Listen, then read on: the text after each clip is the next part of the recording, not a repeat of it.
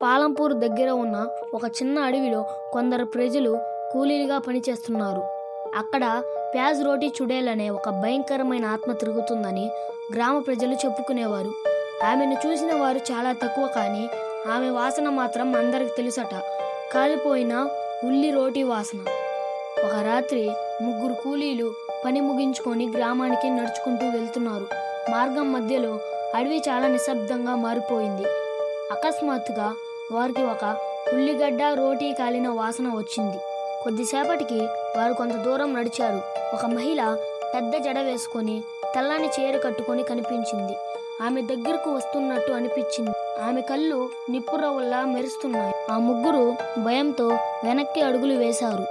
అంతే, ఒక్క క్షణంలో ఆ ముగ్గురిని తరిమింది. ముగ్గురు భయంతో పరిగెత్తారు, కానీ మూడో వ్యక్తి వెనక్కి చూశాడు. ఆ చుడేల్ నా రోటీ తిరిగివు అని కేకలు వేస్తుంది. ఆ వ్యక్తి భయంతో నేలపై పడిపోయాడు. ఆ ఇద్దరు స్నేహితులు లాగుతూ గ్రామానికి తీసుకువెళ్లారు. గ్రామ ప్రజలు పూజారి దగ్గరకు తీసుకువెళ్లి పూజలు చేయించారు. తరువాత తెలిసిందేమిటంటే, ఆ ప్యాజ్ రోటీ చుడేల్ ఉన్నప్పుడు ఉల్లిపాయ రోటీ చేసుకునేది. ఒక రాత్రి ఆమె అడవిలో రోటీ కాలుస్తుండగా దొంగలు ఆమెను చంపేశారు. దాని తరువాత నుండి ఆమె ఆ రోటీ కోసం తిరుగుతూ ఉంటుందని గ్రామ ప్రజలు చెప్పారు. ఆ రాత్రి నుంచి ఎవరు కూడా ఉల్లిపాయ రోటీ వాసన వచ్చినా ఒక్క అడుగు కూడా బయట వేయరు.